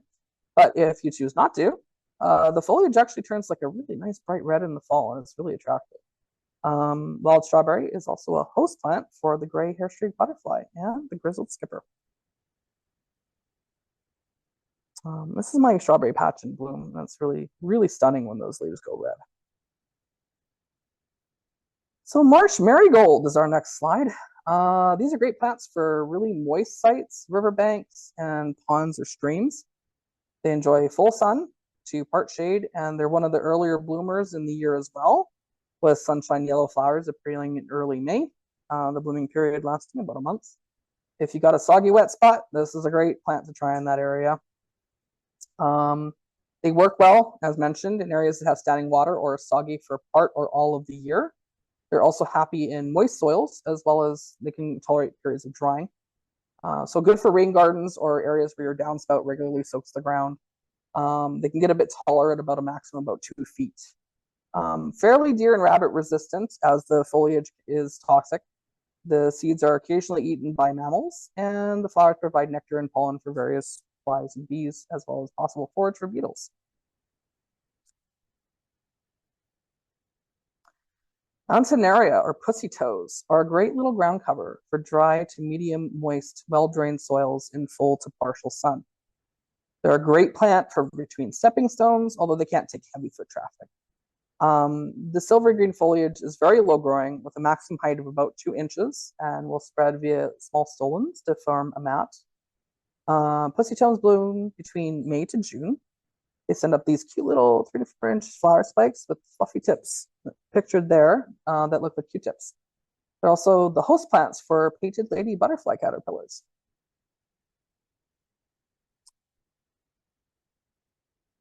This is GM triflorum, or 3-flowered avens. These would look really impressive as a solid lawn, and I'd like to see someone try it out if I don't get to it first. I've seen some pretty solid stands of these out at the Narcisse snake dens up near Toulon. It's really pretty when the seed heads are all in flower. This is great for full sun areas that are dry or rocky. They spread pretty slowly via their roots. I think they could probably be incorporated in the lawn that you mow as long as you kept the mower high, but it would be kind of a shame to mow off the flower heads because they're pollinator value. So if you decide to mow it, I'd probably mow it later in the season, like after the seed heads are fully developed and starting to get a little ragged looking, and then you could just mow them down. Since our earlier flowering species are also good for emerging pollinators, great as an early spring pollinator lawn, these ones. You can see one of the bumblebees in the photo there. They love it. The foliage is semi-evergreen, and so it's green as soon as the snow melts in spring. And the foliage stays low to the ground all year round. The flowers and seed heads don't get really very high, maximum about a foot. So you might recognize silverweed from some moist sandy boulevards within Winnipeg. It's a low-growing native plant that spreads via stolons. It has bright yellow blooms from June to August and can tolerate moderate foot traffic and salt and can tolerate mowing. It's visited by various bees and flies, and the seed is fed upon by finches. Deer will occasionally browse the plant. And this one gets more lush if you leave it be, and it looks like kind of like a short fern. But if you do mow it, it actually will instead grow its leaves low to the ground, and it still spreads kind of like strawberries. Canada anemone is a very attractive ground cover that's great for large areas if you want to fill them in quickly. It's rather aggressive in small areas, but it's absolutely beautiful, whether it's blooming or just showing its foliage. This is more deer resistant due to toxic compounds in the foliage as well. Great for large areas in full sun to part shade if you don't mind that it's going to take it over. Cutleaf anemone is a plant that I just added to my personal garden this season. I really like the ferny foliage, and the flowers are a cute little pop of color. This one is a good one for a no-mow meadow setting or as part of a garden border. Couldn't really figure out whether or not it would tolerate mowing. My guess, probably not very well. It enjoys medium to moist soils. It likes full sun to part shade. Blooming in June. The flowers can range from a deep pink to a white, and each flower fades into a poofy little seed head. So here we have our provincial flower, Anemone patens, the prairie crocus. This is one of the earliest bloom species in Manitoba. The blooms emerge before the foliage does and are covered in fine white hairs. It helps insulate them against the cold temperatures and frosts of the spring season on the prairies, as you can see here. Crocus isn't quite exactly a lawn plant, so you're not going to be able to divide or mow crocuses. It's more of a meadow or low-growing garden plant. The attractive foliage left after blooming is used to store energy for next year's bloom cycle, like tulips do, so you can't really cut it. So again, excellent low-growing accent plant for dry, well-drained areas that don't see a lot of moisture when full sun. My crocus grows on the southern-facing wall of my house, underneath an overhang of my roof, and gets almost no water, and it loves it. This plant it's a stellar xeriscape or rock garden plant, and it's going to do well in a low-mow planting on gravelly, rocky soils. They're tough to move because they actually send down a very deep taproot that's woody and tough. So choose your site carefully. If you're the type of person to move your plants around, the crocus is not going to be your friend. Yarrow, on the other hand, does really well in a mowed lawn setting. It's an excellent ground cover because it's fast growing and it spreads rapidly. But again, those same attributes can make it and many of the other plants on this list annoying if it spreads into other spaces. So of course, take that into consideration before you choose these spreading plants. Although the flower stalks can be tall, the feathery foliage stays low to the ground. If you mow a few times in the spring, it's going to reduce the number of flowering stalks and it'll keep them low. If you mow later on during flowering, the developed flower stalks can be kind of hard and spiky to walk upon. So leaving it unmowed leaves the greatest benefit for pollinators because you're leaving the flowers up. Yarrow foliage is really fragrant and has a distinctive scent to me that isn't very unpleasant. I like it. The ASPCA has stated that it can actually be toxic to cats, dogs, and horses. So I would exercise caution if you're thinking of using it as a lawn and your animals use the lawn. Many-flowered aster grows fairly tall left to its own devices, but it does really well being mowed, where it turns to a mat of profuse, tiny daisy-like blooms. So the bottom photo here is an example of it actually here at the Living Prairie Museum in a mowed area. It's not the most comfortable on the feet when you mow it, but it's an attractive ground cover. I'm looking forward to experimenting more with this one. The pollinator list for the species is pretty diverse too, as you can see there. This one is a good no-mow May selection for its variable height and ability to be mowed fairly aggressively. So some of you might recognize the name Campanula because there's another species of Campanula that many of us gardeners in North America loathe. Campanula rapunculoides, or creeping bellflower. This campanula, on the other hand, is far better behaved in the garden. Also known as harebell, it enjoys full sun to part shade and likes well-drained, rocky, dry to medium soils, although it will do well in a typical garden bed, provided it's not completely shaded by other larger plants. The foliage is very fine and wispy, and it ranges from about 8 to 20 inches tall. Little purple bell-shaped blooms appear in July and can continue late into the season. I haven't tried mowing it personally, but it might do well mowed high. Blue-eyed grass is a misleading name. It's not a good grass at all. It's a small iris species. This is a fantastic one for no-mow spaces. It resembles a low-growing grass with a maximum height of a foot or 30 centimeters, but with tiny star-shaped purple flowers that are open in the mornings. I just got some blue-eyed grass started from seed last year that returned for me this year and started to bloom and seed. So I'm eager to see how they spread in my space. I've heard that they can self-seed a fair bit, but aren't hard to control where they're unwanted. On the subject of rabbits, many articles and guides on the internet with lists of plants that rabbits don't like. List this plant. I've mentioned that animals have their own quirks and tastes. Apparently my rabbits didn't get the memo this spring. They ate all the flowering buds off of almost my plants. So thankfully, a couple of their pop bottle collars was enough to deter them to go find other easier snacks for a while. So find out what your animals dislike. Plant more of that and cage anything else that you want to save. This is yellow stargrass, a provincially rare species that one of our native nurseries has started offering. This is a great little native meadow plant, enjoying full sun to part shade. It likes drier soils and has a little bit of a scent when it blooms in the spring. Once it's finished blooming, it blends in with the rest of the grasses in the area. These two spread, but not very aggressive. So moving from flowers that look like grasses, here we have some actual grasses and sedges. I'm really falling in love with the sedges, especially the ones that are adapted to drier conditions. This is one of them. This is Carex sylvanica, or sun-loving sedge, Pennsylvania sedge, oak sedge. Has a few common names. Most of the sedges are types that enjoy wetter areas, but this one is a sedge that has a lot more flexibility.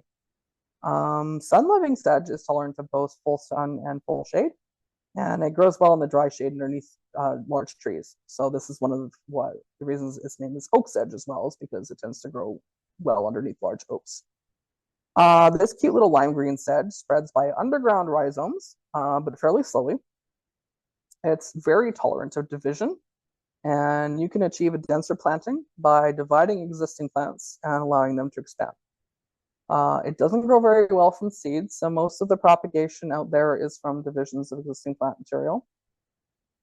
You can mow the sedge, or you can leave it unmowed, as you see in the photo here.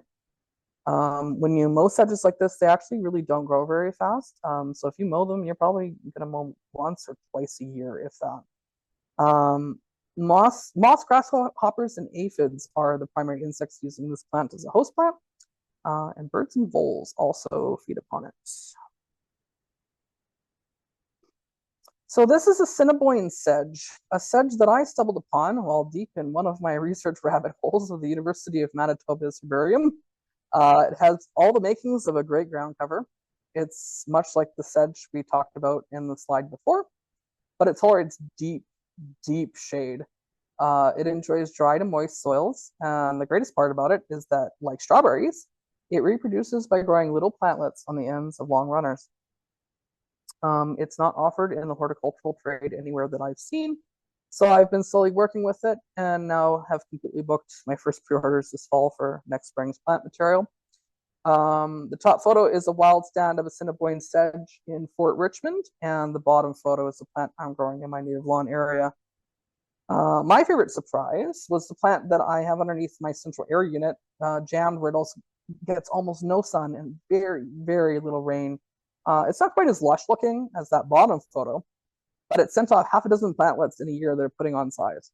So I suspect this would do really well underneath large trees where most of the moisture gets pulled away by the roots. It's really shallow rooted enough not to compete with the tree, and it can still capture some of that limited surface moisture that's coming in today. Buffalo grass is a native grass species that a lot of producers in the United States and Canada are experimenting with as a lawn alternative. It is one of the few native species that is able to form a sod, as most of the other species are bunch grasses, or they don't spread aggressively enough to quite form a tight sod. It has a few specific characteristics to take into account before selecting it for your site. So this one really needs full sun. It's not suitable for shade. It's also a warm season grass, so it's going to take longer to green up during the season. Traditional lawn grasses that we use and are used to are cool season grasses. So buffalo grass won't really incorporate well with them visually, just due to the difference in greening up in the spring. So a buffalo grass and non-native grass lawn would look brown and patchy. It's very rare in Manitoba, and unfortunately, we don't have any commercial suppliers of local ecotype seed or plugs. But if you're interested in it, regardless, there's a number of U.S. seed suppliers working with ecotype and cultivars of this species. Most notably, Prairie Moon in Winona, Wisconsin. It's Minnesota. And that one actually is one of the ones that is dog tolerant because it forms a sod. So this is blue grommet grass, and it's a great little grass for a native lawn. Probably one of my most recommended on this list for a direct lawn replacement. I was provided photos by Chelsea, who has actually made a full blue grommet grass lawn here in Winnipeg, and most of the photos here are in the slide of hers. Another warm season grass like buffalo grass, this one also requires full sun, although I have a stand growing well in part shade. It stays pretty low, actually under 30 centimeters or 12 inches tall. And it has delightful little eyelash-like seed heads in the fall. It's great for no-mow meadow situations, but you can also incorporate it into a much more traditional setting where it can be mowed. This one loves it sunny and dry. Blue grommet grass is rarely found in the Winnipeg area and wouldn't be suitable for water-saturated clay sites, although it does well in dry clay. Blue grommet provides forage for 2 skipper butterfly species, as well as a number of grasshoppers and a mealybug. So here's Chelsea's lawn after it was mowed. The seed heads do leave pretty distinctive looking spikes, but you can kind of prevent that appearance by just mowing it more frequently. So this is a great low-growing shrub called Beneco beans, or also known as kinnikinnick, or smoking mixture in an Anishinaabe Mowin, as well as Arctostaphylos uva ursi, or bearberry. It loves full sun and dry to medium soils. This will do well out in sandy conditions. I've seen it growing out a lot on the dunes out in spruce woods. It's a host for brown elfin and hoary elfin butterfly caterpillars. Unfortunately, I haven't seen this for sale at the native greenhouses recently, but I have seen it pop up at the other greenhouses around Winnipeg. Although we can't know the origin of those plants necessarily. It could come from the US or the coast of Canada. But again, whether that's important to you depends on whether your goal is sourcing local ecotype plants or not. So creeping juniper is another low-growing shrub that's great for full sun, medium to dry areas. It also grows out in the dunes as spruce woods. It's not really a plant of the prairies, but of sandy, high-quality natural areas, although it can adapt to our clay and clay loam soils, provided that they're well-drained and that the creeping juniper isn't shaded by other plants. So this is a great ground cover for a rock garden or the other hot, dry areas. So we're going to move on to some woodland selections for shady areas. These plants are low-growing and usually not intended to be mowed due to their low-growing habits. So this is Musqueam or Sanguinaria canadensis, or bloodroot. This is an absolutely gorgeous relative of the poppy. It appreciates dappled to full shade and is one of the earliest species in Manitoba to flower. The plant flowers long before the leaves emerge. The flowers are ephemeral, lasting only a day or two. Each leaf is tightly wrapped around the stem and begins to unfurl after flowering has begun. Seeing a stand of these in the spring flowering is absolutely incredible. I was canoeing with a group of friends in the Sandylands and happened upon a whole area of these flowering amongst the fallen leaves. It was absolutely breathtaking.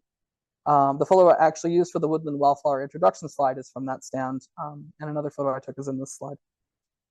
The seed is recalcitrant, meaning if it dries out, it dies and it cannot germinate. And it also has a period of double dormancy, meaning it takes 2 cold and warm seasons to germinate. So these seeds also have a little fleshy structure on them called an lysosome, and they're favored by ants.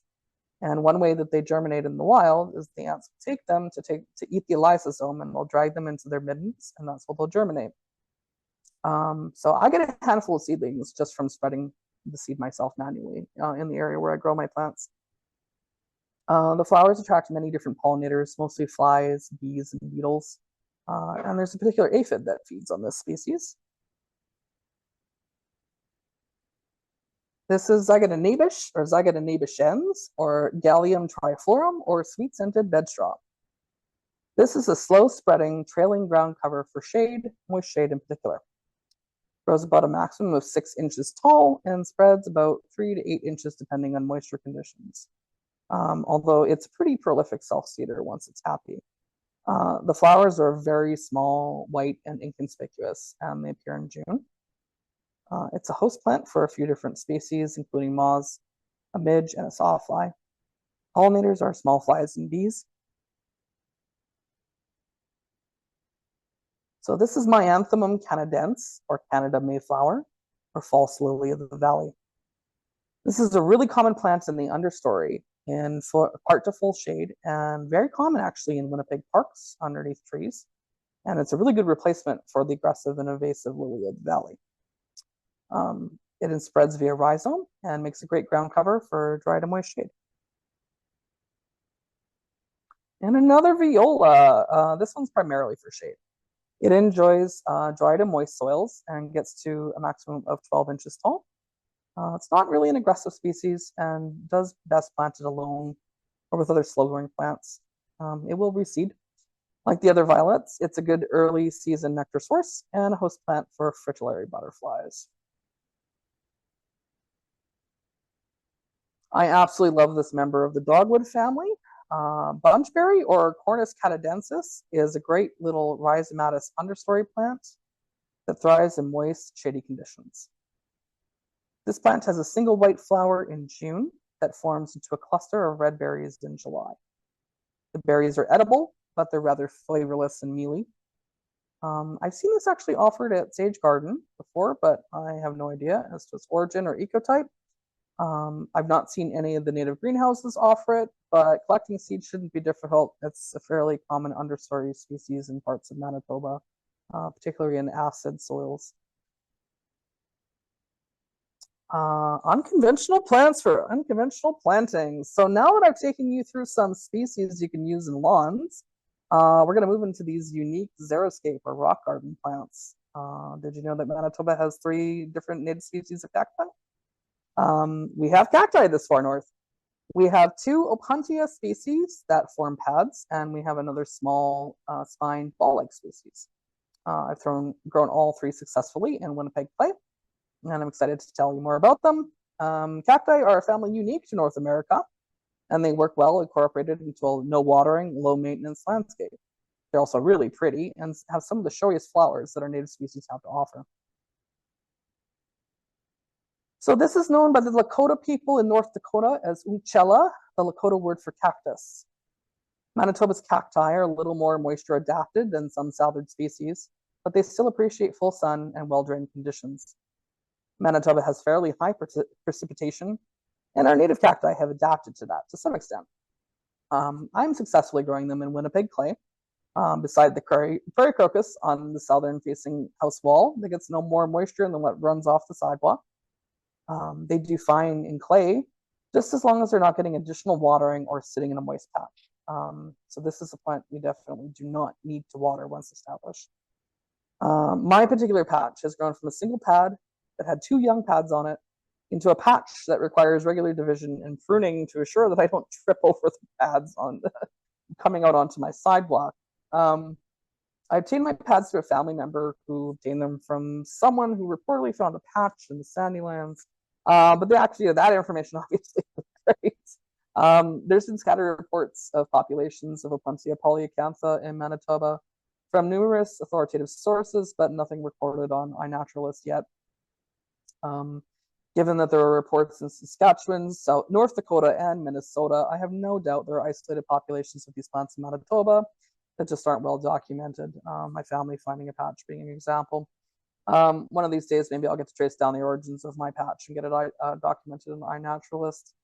So I love these plants. I'm a big fan of Opuntia as a genus, but I want to caution anyone working with them that they can be obviously potentially quite difficult and painful to work with. Many Opuntia have long, hard spines, but the actual difficulty with Opuntia is their shorter, less obvious spines called glochids. These are the small brown spines formed around what are called areoles of the cacti at the base of the longer spines.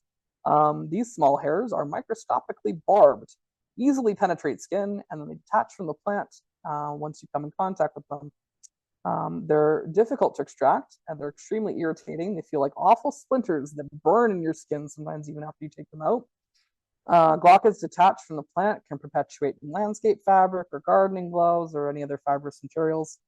So I regularly picked up old detached glochids and gardening equipment that I use around the cacti, especially gardening gloves. I also garden with more heat-loving species indoors because I'm an extra glutton for punishment. But I want to warn you that they do take a little bit of care and caution to garden with effectively. I don't find the gloves very helpful because although they will shield from the longer spines, the smaller hair-like glochids just tend to attach and embed themselves in cloth gloves anyway. I haven't really tried leather. If you find a pair of cloth gloves that do become embedded with the glochids, I found machine washing them actually tends to just mechanically break them up over time. Tweezers and good lighting are your friends. Although I've heard of people using dried Elmer's glue peeled off and duct tape. I've just never found them as useful, just a pair of tweezers. So now that I've completely scared you off gardening with them, the flowers are absolutely incredible, as you can see. The native varieties range from completely lemon yellow to yellow with a vibrant orange center. Occasionally, a plant will display a pink blossom, and those often get chosen for the horticultural industry. There's a whole community of rock gardeners that select hardy Opuntia cultivars with different blossom colors. Again, we don't know what value those may or may not have to pollinators, but they're gorgeous. Sadly, each flower only lasts about 24 hours before it fades away to eventually grow into edible fruit with numerous black hard seeds if it was pollinated. The fruit is quite tasty, but the seeds are too hard to eat and they need to be removed before eating. If you've ever had cactus fruit from Superstore before, you'd be familiar with the taste of these.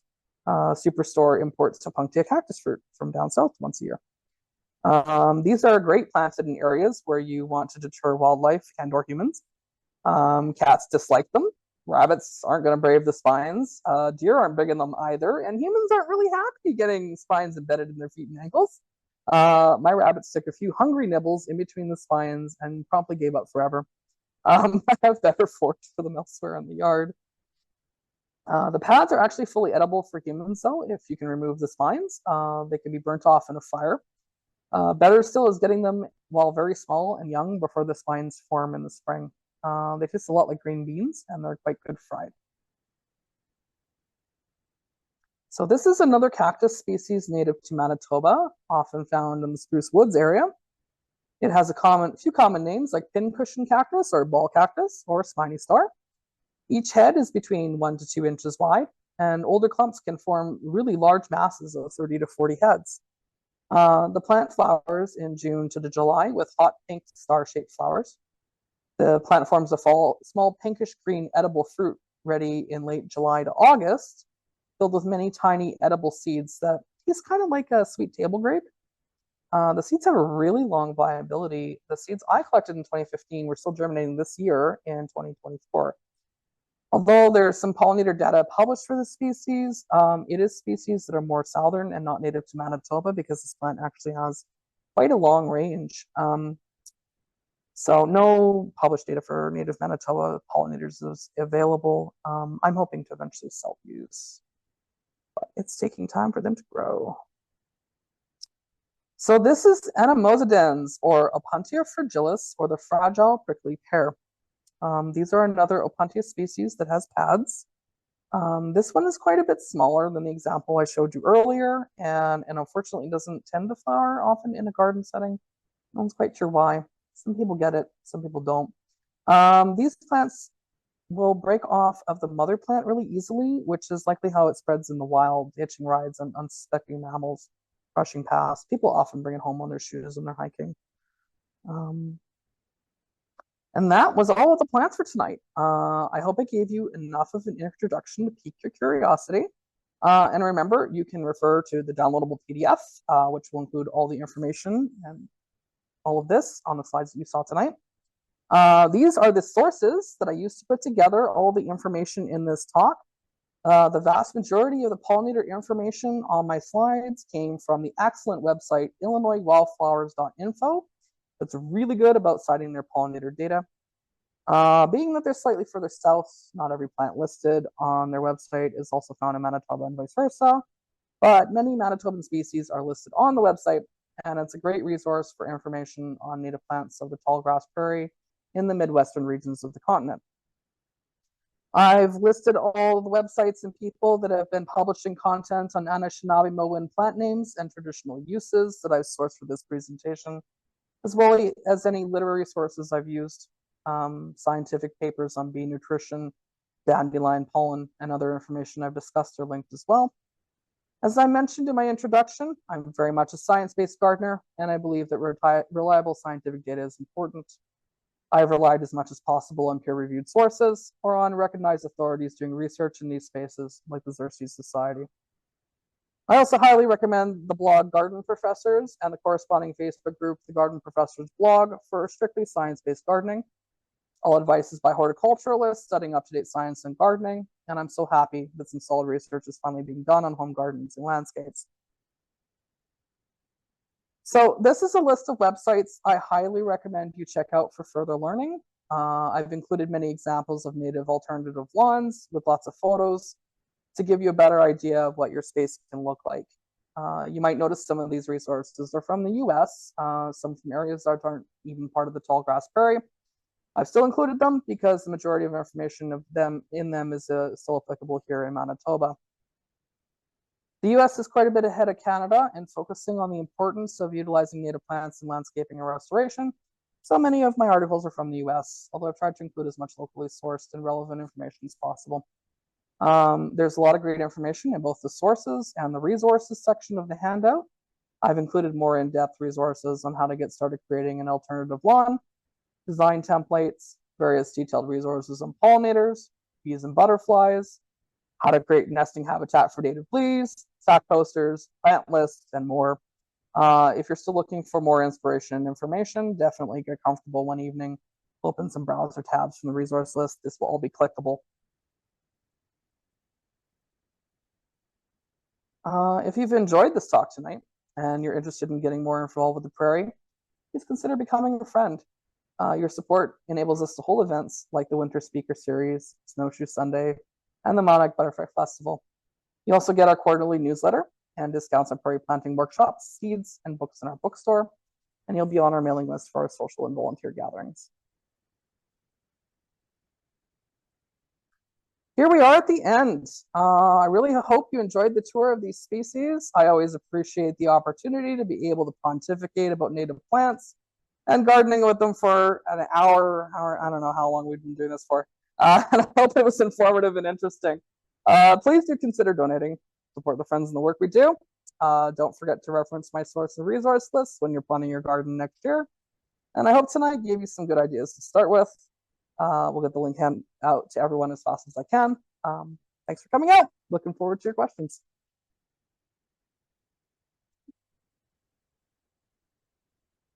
So much, Ash, and for putting together that PDF. That's going to be really helpful with all of this super valuable information.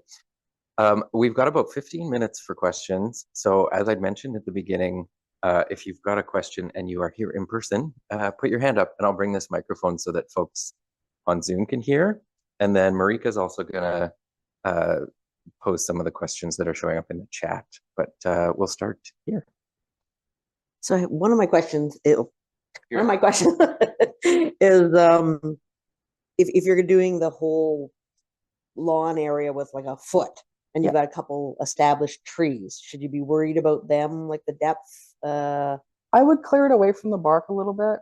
and just make sure it's not, you don't have like masses of wet mulch up against the bark. So make a little bit of a divot in there. So as long as it's not touching it, it can still be like a Yeah, as long high. as it's not drowning it. Like you got a couple inches at the base, that's fine. But you want to just make sure that the tree can breathe, basically. And that it doesn't have like the wet material against the bark is going to encourage disease. So you just want to like, I have a tree. I have lots of mulch in my yard. I just kind of like scooped out a little bit around it kind of thing. You can even put like a little collar around it if you're worried about it caving in too much. Yeah. Thanks.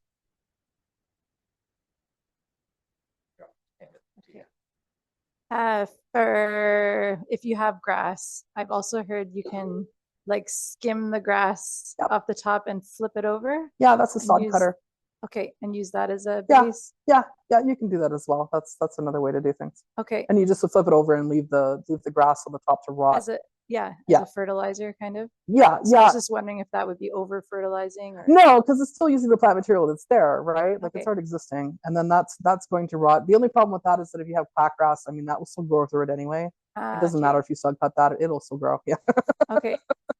And then you're saying, so if you put that thick mulch on, you would wait a whole season Yes. before you start Before you planting clear it. into it? Yeah. Okay. Yeah, Okay. you have to clear to plant into it. Yeah.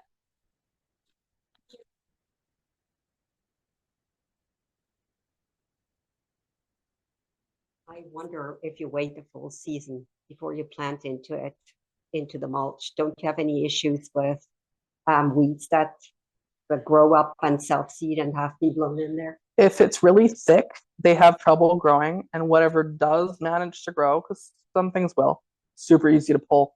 But there's just like there's no resistance; it just comes right out, right? So in terms of just being able to manually control your weeds at that point, very few will sprout, and the ones that do are just and you're done. There's no effort, right? So Okay, what I've done a year ago is put heavy landscape fabric on some of my grass, and so it's been there for a year. Now I read that probably wasn't the greatest idea. Like, should I pull it back now and then either get wood chips now or next year, or just pull it back and do stuff with it? I mean, you've already been. It's there, right? And so you might as well just finish the job and get a good kill on it. Leave it this winter. Okay, Pull it off in the spring. and then I can start planting. Then you can start planting. Okay, Yeah. Thanks. So my question is, I have an established lawn. Yep. Would you be able to oversee that lawn with that wild violet? And do you think that wild violet would sort of compete with the Kentucky Oh yeah, and grow in there? yeah. For sure. Will it eventually kind of outcompete the Kentucky? Probably, especially if you're really stressing your Kentucky out. Okay, thank you. Yeah, like there's lots of literature online. I was reading so many articles, it was hard to fish through them of how aggressive violets are and how they're in lawns and how do we get them out. And so, yeah, they are definitely good competitors and a good candidate for that sort of thing. So I'm one of those clover yard people. Sure, yeah. Full disclosure, I did because I hate gardening. Yeah. I hate cutting my grass. Yes. Like literally when I Absolutely. moved into my house, I told my mom I still had to come in and take all the plants because I was going to kill them. Yep. Yep. That being said, I would like something nicer. Yep. Like if I threw in some wild, like some prairie flowers or something, would the clover kind of kill them because it is a little rather aggressive? It is aggressive, and so you're going to have to, the species that you're going to use are going to need to be equally as aggressive. So violets will probably hold their own. Strawberries, Because I won't. you don't need to like what. So the thing with these is the only watering you need to do is really kind of in the first 2 weeks, just enough that they've got enough moisture to get started, and then you stop, and then they just do what they do. Yeah, yeah. Will it be- Maybe. I can't. They probably do for that too. Yeah. Yeah, I mean, at that point, like you talk to your neighbors. That's kind of that's usually what just tell them what you're doing and what's going on. But if they're like lawn people, sometimes lawn people are hard to convert. So, He does. oh dear, the striping and all of that. Yeah.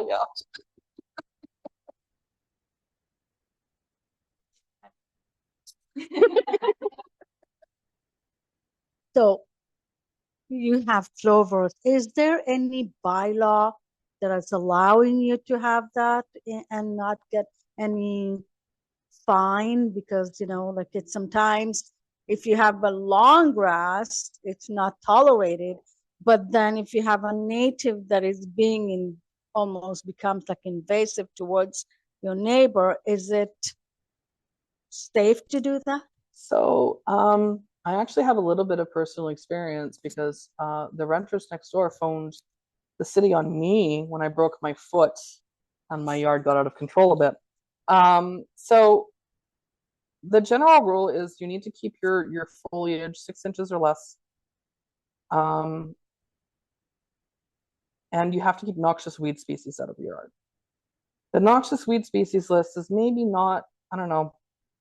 There's stuff on there that you might expect, stuff on there you wouldn't expect necessarily, but that's the list of plants you can't grow in Winnipeg. They will not let you grow them. That said, bylaw doesn't know how to identify plants either. So there's a lot of complexities, a lot of departments that don't talk to each other. Naturalist Services here will have to inform bylaw kind of thing. If they end up talking about this sort of thing, if somebody comes to the city and has native plants in their yard and protests about it, it would probably be Natural Services that would have to identify what was in the yard. At that point, I'm gonna straight up the honest thing that happens with this is your neighbors are calling on you. Bylaw doesn't like go up and down and look for yards to, you know, they got stuff to do. So I always say talk to your neighbors. If you've got, you know, native plants in your yard, they're going to get tall, they're going to do whatever. Just have a conversation with them, explain what you're doing.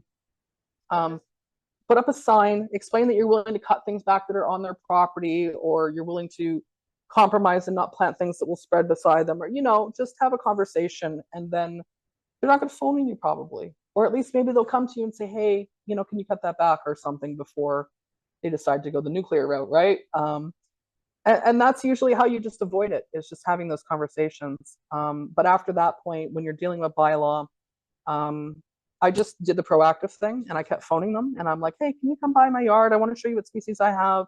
I just want to tell you what was going on. And you know, if you talk and communicate with bylaw, they're pretty willing to work with you. They're not going to, they don't want to waste more time than they have to. If you're amenable, they're gonna go with the flow too, right? So yeah, let's bring the microphone.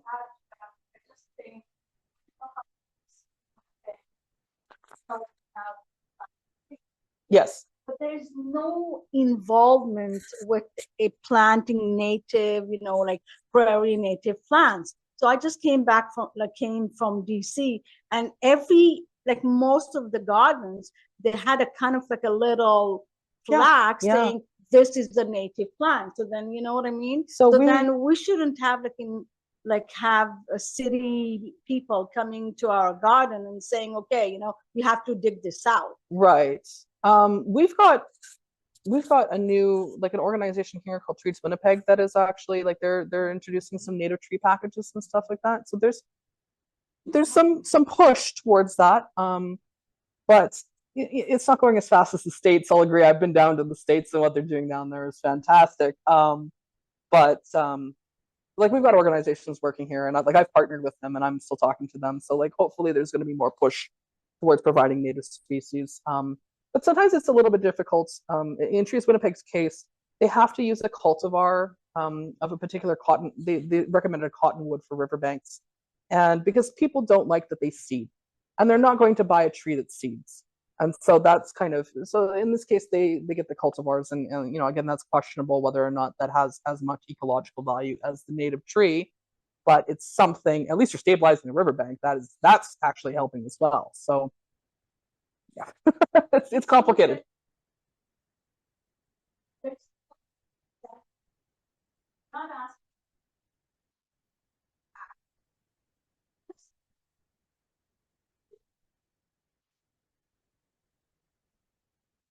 Yeah, and I think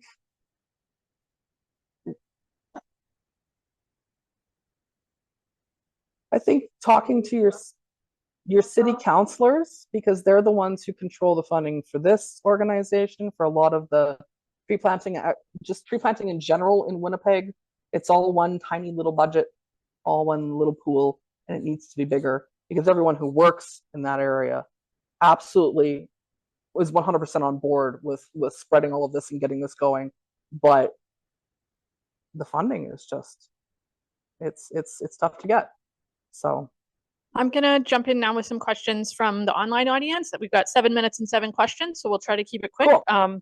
Just in general, folks were wondering if the presentation or a PDF of the slides is going to be sent out.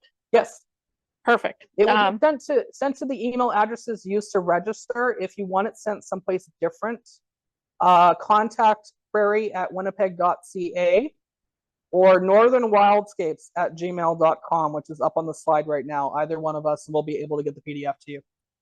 Okay, thanks. Someone had a similar question, which was asked about sort of things moving into a lawn. Will more aggressive plants spread naturally from prepared areas into existing turf grass species, or do you need to allow for the spread of the plant by making space for it? So that's plant dependent. Plants, it depends on the plant you choose. Something like violets can compete. Other plants might need a little bit more space given to them. Strawberries, anemones. Strawberries will spread, anemone will spread. Yeah, those are the ones that will definitely compete, the more aggressive ones. Okay. Someone asked, what would cause yarrow to flower for a short period of time? I understood it should flower throughout the summer. Mine's only like flowered in the spring. It has, like, some plants definitely have another flowering period, so you're not limited to that, but generally it's going to flower in the spring for sure. Next question. Do you generally make patches of a plant or do you intersperse them? That would depend on, like, if you're planting into an existing lawn, and depending on how aggressive your lawn is. For an existing lawn, I would plant bigger patches to give the plants more just spreading power. If you're planting into an open space, I would intersperse, because that way the plants will grow in together a lot faster. Okay. Someone is getting into no-dig gardening. Do you think they should apply this approach in redoing their lawn? No-dig gardening. That's, like, I haven't looked too deep into that, other than my concept is, if I'm putting a plant in, I actually just try to crack the soil enough and I'll jam my roots into the crack. I won't dig up a whole bunch of soil. So I can't comment too much on that, but I think you could probably, I think so. I would have, you know what, if you want to email me, I would love to actually talk more about that. And give you some more advice after I'm able to look up kind of the principles of no-dig gardening. So, yep. Okay. Do you have any suggestions for plants under a large spruce tree?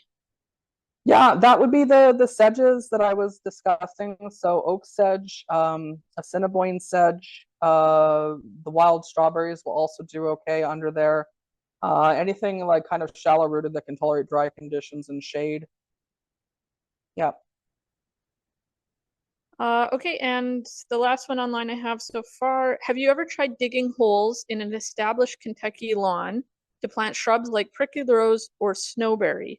Can native shrubs thrive and eventually take over with just a fairly small planting area without removing the entire lawn? I have these shrubs growing nearby very well. Yeah, so you could potentially have them established, but what we're going to have to do is clear the grass from around the root area of the shrub. So the foliage on the top of the shrub is going to be roughly about the same size as the root mass underneath the ground. They're roughly proportional. So you want to clear the grass from at least that area around the shrub, because those grasses are going to compete with, like, the shrubs are deeper rooted, but they are definitely going to compete for water. They're probably going to suck most of the water away from the shrubs before they get there. So then you're kind of stuck with having to irrigate your shrubs. And again, this is about low maintenance gardening, so you don't want to have to be stuck doing that. Generally, I would, yeah, remove the grass, put a circle of mulch around your shrubs, and go from there. Would be your best option. Oh, we've got just one more question that we can fit in. We'll squeeze it in.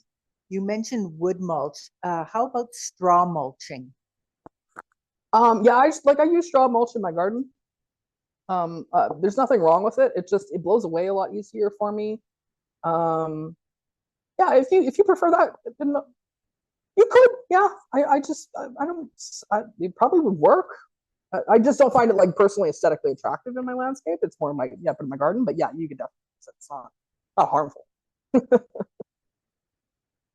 Thanks so much to everyone for all of these questions. I hate to cut it short, but it seems like everybody in person has had questions answered, and I know Marika collected most of them from the chat.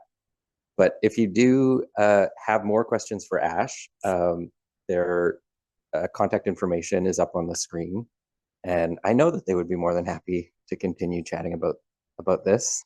I personally have chatted with Ash about plants, and hours have slipped away. So, but yeah, with that, thank you, Ash, very much for all of this really valuable information. I know everybody's gotten a ton out of it. And for pitching the Friends of the Living Prairie Museum again for us. Again, if folks do want to become a member, you can do so online or here at our bookstore. We don't have public hours at the Living Prairie Museum right now. They've ended for the season. That said, if you want to come back to check out our bookstore or our seeds, we've got about 32 species of native seed right now. Now's a great time to start planning for spring, even though it seems early. Just give us a call and make an appointment, or if you're passing by, try your luck with the doorbell. There's often somebody working here.